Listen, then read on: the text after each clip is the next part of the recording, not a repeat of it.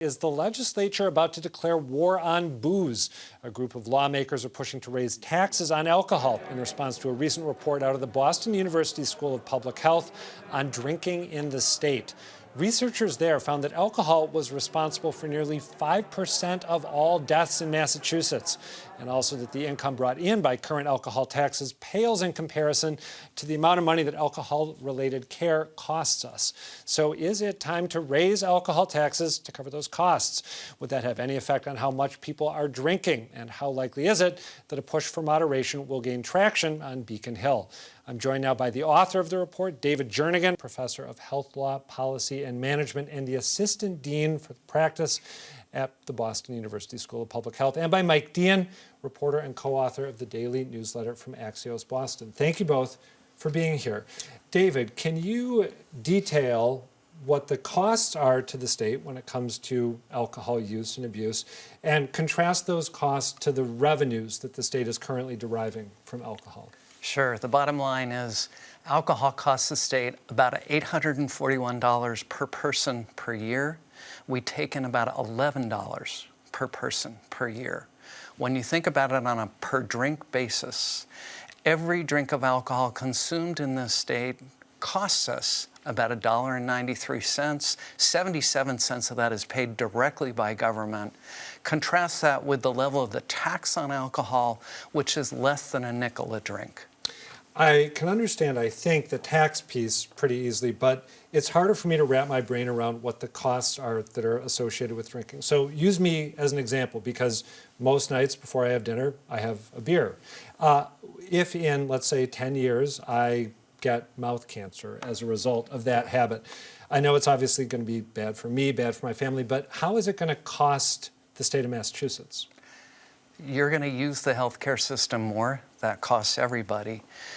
But also, I'm not so concerned about you. I'm much more concerned about the excessive drinkers who drink most of the alcohol. And that's a population that is binge drinking, that is drinking heavily. They're going to cost us not only in terms of addiction treatment, there's a huge cost from them for our productivity as a state.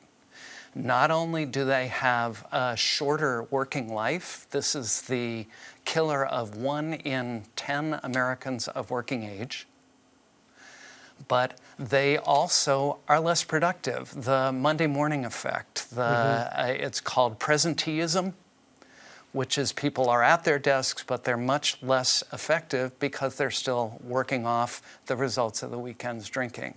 So that's the biggest single thing, is the productivity effect. But you also have to take into effect everything else that alcohol touches.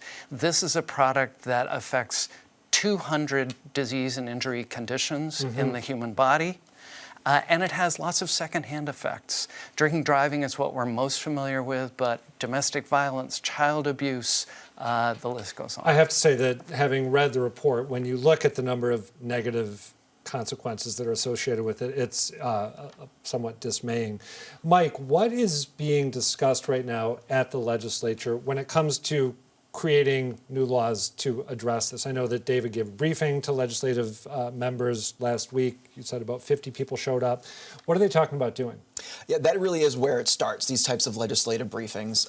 There's a handful of lawmakers that want to promote this report, get it into the hands and minds of their colleagues, and then kind of start working on policy from there. It's very early days for something like this, kind of a major tax change on a major institution with a lot of different players and stakeholders involved. So at the State House, this would typically maybe take a few sessions to build up. You got to get legislative leaders on your side, get a consensus majority of members, and then all of those businesses and stakeholders and medical associations, places like that. If they can build consensus, and that might come from something like a task force or a commission or something like that to kind of investigate further, then you could see maybe a modest to more than modest tax proposal end up in some kind of bill down the road. I don't think this is the kind of thing that you would see flashy headlines on. The Senate president and speaker won't exactly say, oh, we're going to pass the booze tax bill, but tax changes do happen on an annual basis, and so this could be something, it could be months, years, decades before they act, but informing them like this through that report really is the first step. Given how early on it is in the process, is the tax change that you've talked about, which you said could be more or less modest, would it be aimed at raising revenues to defray the costs that David identified, or would it be aimed at making the products so expensive that people consume less of them? Right, either or both, honestly. When we talk about vice taxes, I think cigarettes really are the first thing that comes to mind. Raise the taxes, and that will be a deterrent to people picking up the habit. I don't think anyone wants to quite go that road for alcohol. Maybe they do, but I don't think that would be too politically viable. But yeah, making drinks more expensive to consume, maybe especially for younger people or people who really shouldn't be drinking, or at least drinking as much as they are, could be a deterrent, and that will improve behavior and improve health outcomes and improve the bottom line for the state. I think it's important to put the tax in perspective in this state. We last raised the tax on alcohol in 1980 when Jimmy Carter was president. This is a flat tax. It's based on the volume of the beverage. How much liquid is in that 12-ounce can of beer hasn't changed in the last 40 years. So these taxes have lost 72% of their value. Due to inflation, right? Due to inflation. Now, I look at these as part of our prevention infrastructure, okay? We send a powerful message to young people, to the population in general, by the price that we charge for a good like alcohol.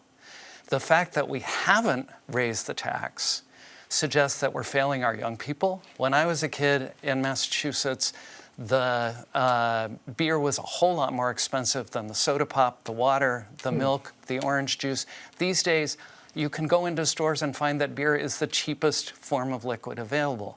That's just the wrong prevention message. Now, we can do all sorts of good things with the money that's raised, but the tax itself is part of the prevention infrastructure. Okay, so the tax is part of the prevention infrastructure, also provides funds to deal with some of the problems that you've outlined previously. Are there other steps that you would like to see legislators take, leaving aside the question of what is, just for a moment, of what is and isn't politically viable? In your report, you talk about advertising and the regulation of advertising being a significant piece when it comes to alcohol use and abuse. You also talk about physical access to the product being important. How many bars and restaurants are serving alcohol in a given town? How many package stores are there where you can go in to get a drink? Would you like to see the legislature take steps to change the equation in those two areas? Part of why I wrote this report is because the conversation we have around alcohol in the state, and particularly in the state legislature, is primarily a business conversation. And we needed to have a stronger public health voice at the table. From the public health perspective, there are three most effective things to do. We want to deal with the affordability, that's the tax. We want to deal with the availability, that's licensing, hours of sale, things like not repealing, not bringing back happy hours. And then we want to deal with attractiveness. On the attractiveness front, we've looked across the 50 states. There are 8 things that states potentially do at the state level to make advertising less accessible to young people, less attractive to young people, et cetera. Massachusetts does one of them at this point. In terms of availability, our licenses, the number of licenses we have in this state grew by 63% between 2011 and 2019. I was surprised to see that finding because I think of the lack of licenses, particularly for restaurants and bars, as something that people are, in Boston in particular, that people are frequently complaining about. Mike, you used the word, I believe, vice or vices a minute or two ago, and I'm wondering, as we talk about the problems that David's report outlines, possible solutions to the problems, it seems to me that Massachusetts in recent years has gone in one direction when it comes to things that we might label vices. We've legalized casino gambling. We've legalized marijuana. We have now legalized sports betting. Does that shift in the zeitgeist, do you think, make it less likely that Beacon Hill will heed the warning that David is putting out there and take some sort of meaningful action in the fairly near future? It could very well be. I think they're the competing interests here, what we have to look at politically. The public health lobby, so to speak, is very powerful on Beacon Hill, but perhaps not quite as influential as the liquor stores, the distributors, the breweries now are becoming a force as they become a bigger and bigger industry. I think that's why it's important for the public health people to keep that taxation, that revenue side of the argument in mind, and say, if you guys want to balance your books because of this healthcare cost, you have to raise the tax. But if you're anything from a liquor store owner to a bar owner to a restaurant owner, you do not want the prices of those drinks on your menu going up, and those are kind of really the competing interests that Beacon Hill has to sift through. Let's come back to the tax and first of all, I don't think of these as vice or sin taxes. These are health taxes, okay? But let's come back to the impact of that tax. 49% of Massachusetts adults won't pay a penny because they don't drink. Of the adults who do drink, about 44% of the binge drinkers. They are exactly the group whose drinking we want to moderate. This is a much more targeted intervention than people usually think. Okay. Let me ask you just one closing question as we kick all this around. Is it possible that your analysis missed some positive externalities associated with alcohol use? And I'm coming back here to the point that we touched on earlier. People frequently have identified alcohol licenses and the ability of a restaurant, for example, to serve beer or wine as an economic driver, something that lets that business thrive, something that has a trickle-down effect in the neighborhood by adding vitality. Are there or may there be positive effects of alcohol consumption that your report didn't pick up or not? Far fewer than you would think. And the coverage is almost entirely about those positive effects, which is why we did the report. The public health side of this conversation has been dramatically underrepresented in the legislature, in the media, et cetera. We had to do so much legwork to pull that report together because the information about alcohol is so dispersed across the state. Our goal was to put it all in one place so that we could ground these conversations that we're having in the legislature in a greater reality about what the public health impact and the public health costs are of this product. Well, my guess is that people watching will have a variety of different takes on the proposals that we've discussed here, but wherever you come down on it, the report really is worth reading. There's a lot of eye-opening stuff in there. David Jernigan, Mike Deehan, thank you both. Thank you.